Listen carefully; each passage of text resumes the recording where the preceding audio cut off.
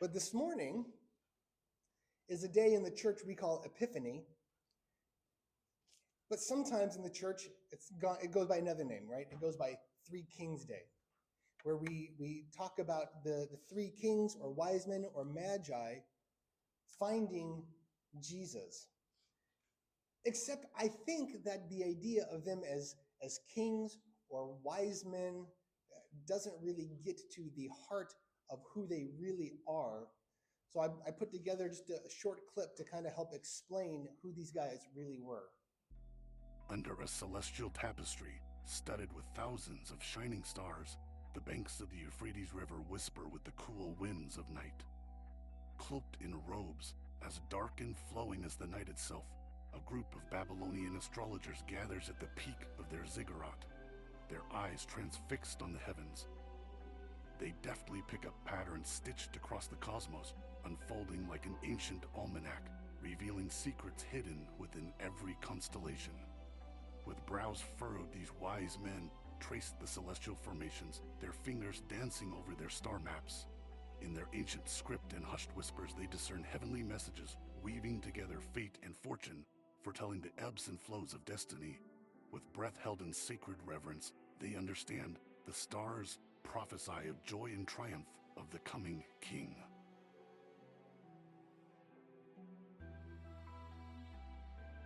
Leading into Matthew chapter 2. Now, after Jesus was born in Bethlehem of Judea, in the days of Herod the king, behold, wise men from the east, these Babylonian astrologers, came to Jerusalem, saying, "Where is he who has been born King of the Jews? For we saw his star when it rose, and have come to worship him." When Herod the king heard this, he was troubled, and all Jerusalem with him. And assembling all the chief priests and scribes of the people, he inquired of them where the Christ was to be born. They told him, "In Bethlehem of Judea. For so it is written by the prophet, 'And you, O Bethlehem, in the land of Judah, are by no means least among the rulers of Judah. For from you shall come a ruler who will shepherd my people Israel.'" Then Herod summoned the wise men secretly and ascertained from them what time the star had appeared. And he sent them to Bethlehem, saying, "Go and search diligently for the child. When you have found him, bring me word, so that I too may come and worship him." After listening to the king, they went on their way, and behold, the star that they had seen when it rose went before them, until it came to rest over the place where the child was.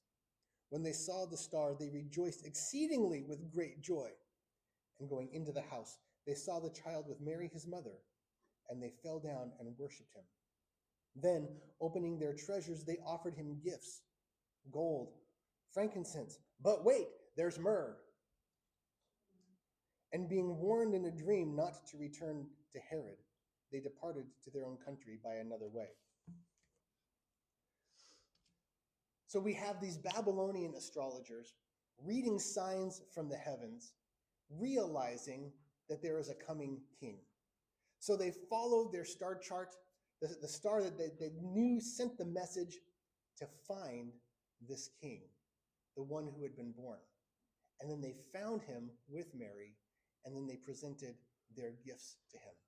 Now, fun little Bible trivia, and my kids can't answer because they know, but from the biblical text, the story that we have here in the Bible, how many magi showed up that day?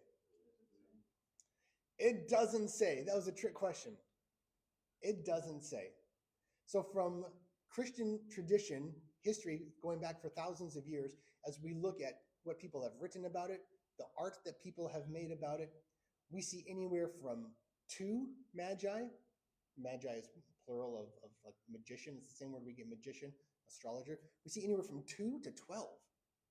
Because the text of the Bible doesn't actually say. Now, tradition, we have come down to 3, and most of us will hold to 3. Why do we hold to 3?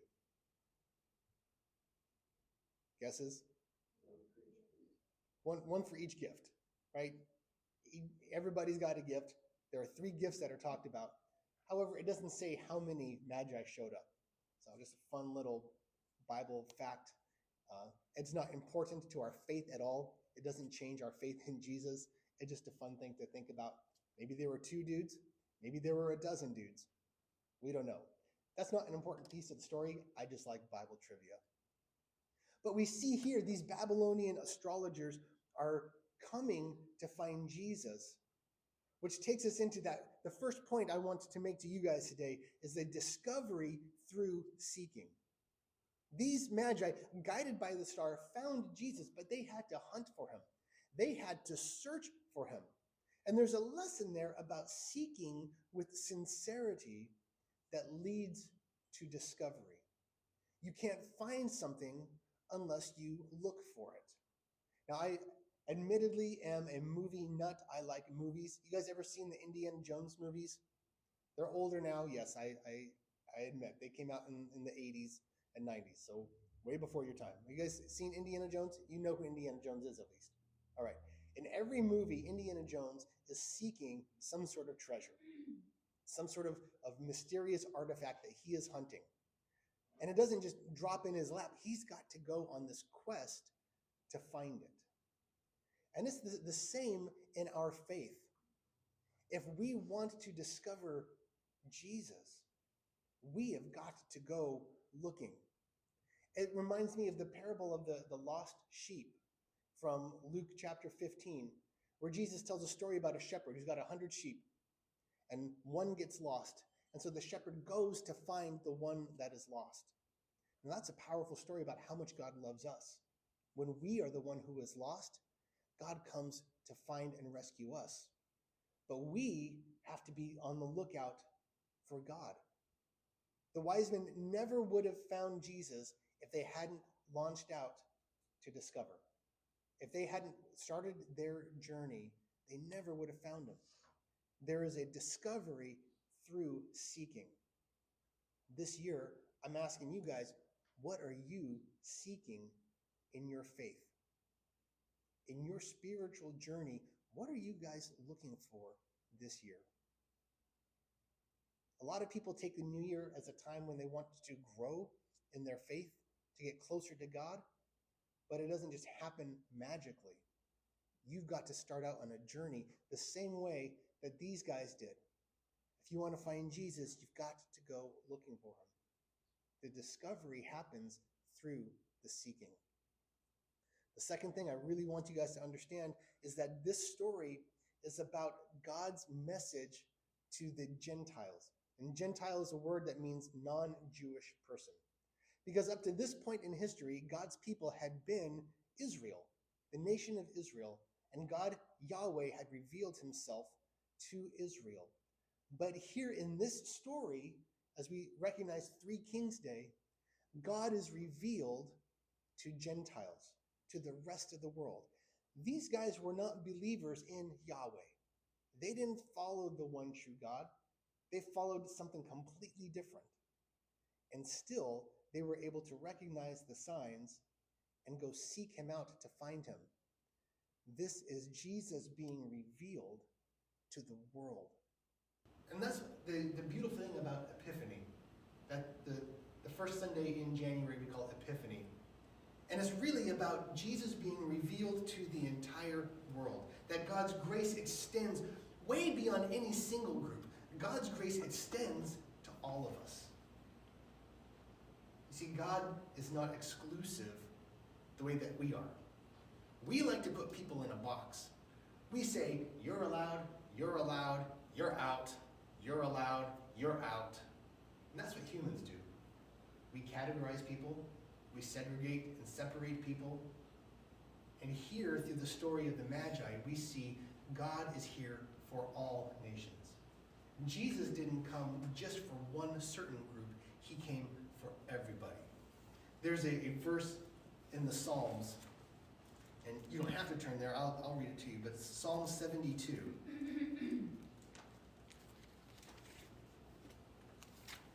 Psalm 72, verses 10 and 11. No, let's back up to verse 8. Psalm 72, starting at verse 8, says, "May he have dominion from sea to sea, from the river to the ends of the earth. May desert tribes bow down before him, and his enemies lick the dust. May the kings of Tarshish and of the coastlands render him tribute. May the kings of Sheba and Seba bring gifts. May all kings fall down before him. All nations serve him. You see, Jesus doesn't just come for one person or one group. He comes for all of us. There is no one that is outside of the love of God. And the third thing that really we get from Three Kings Day is the understanding that Jesus is the light of the world. Which he actually says in the Gospel of John, he says, I am the light of the world. You see, God revealed himself to us in human form. In the darkness of humanity, we have this light shining bright, and it is Jesus for the entire world. Have you ever spent time in the dark, like go sleep with the lights out, and you stumble your way to use the restroom, and you turn on the bathroom light, and because you've been so accustomed to the dark, when you turn on the light, you're blinded. And even if it's not a super bright bulb, because you've been living in darkness, and the light comes on, it's powerful. And Jesus is the light in the darkness of this world. And the Bible says that the darkness cannot overcome the light that is Jesus. And that light changes us. It's supposed to make us different people as we follow that light. In the same way that the Magi followed the star, that light, to find Jesus in their seeking, as we follow Jesus, as we let his light come through our entire lives, it changes who we are. So then what does this mean for us? Epiphany Sunday, what does it mean as we recognize Three Kings Day? As we recognize the discovery that these Magi had, it means that we've got to seek Jesus with intention. That we've got to embark on our own journey of discovery and purpose. And that means we have to be intentional. It doesn't happen by accident. So you got to ask yourself, what am I going to do this year to pursue Jesus more? How am I going to grow in my faith and my relationship with God? Because ain't none of us perfect. We all have room for growth. But if you don't do anything about it, you're never going to get better. Lots of guys want to be ripped and be super strong. Not just like bodybuilding, but like functional strength. But if you never hit the gym, it's never going to happen. You may want to grow closer to God this year. You may want to have a deeper faith. But if you don't pursue it with intention, it's never going to happen. Like the Magi, let us embark on a journey of finding Jesus, to set aside time to pursue him. Secondly, we've got to embrace inclusivity, to follow Jesus' example and say, this message is for everybody. We don't get to cut people out because we don't like the way that they are, or what they look like, or maybe they're different than us. Jesus is the light of the world. That's everybody. From diverse backgrounds and beliefs, these Babylonian astrologers who did not follow Yahweh still found their way to Jesus. That's really powerful. You see, God's message is for everybody, not just for a select few. And that means we have to be willing to engage with everybody. We don't get to cut people out of God's story. That is not our place at all. What we can do is the third thing that I want you to realize is to be a light bearer to the world. As Jesus is the light of the world, we have a responsibility to let that light shine. In the Gospels, Jesus says nobody lights a light in the darkness and then covers it up. You light a light so that it can shine. And as we have an understanding that Jesus is the light of the world, we need to let that light shine through our actions and our behavior, through how we treat people, how we talk to people, how we talk about people. God's light needs to shine in and through us. We got to seek him with intention. We have to embrace inclusivity and recognize that Jesus is here for everybody, not just for a few, and we have to be light bearers to the world around us. This morning, as we contemplate the story of the Magi, these Babylonian astrologers, let's be inspired to start our own journeys this year. It's the first week of the new year, guys. What is this year going to look like for you in your relationship with God? What is this year going to have in store for you in your own faith journey? It won't happen by accident. We've got to be intentional about it. But my hope and my prayer is that we can always seek and then find him and then be bearers of his light to the world around us. Would you pray with me?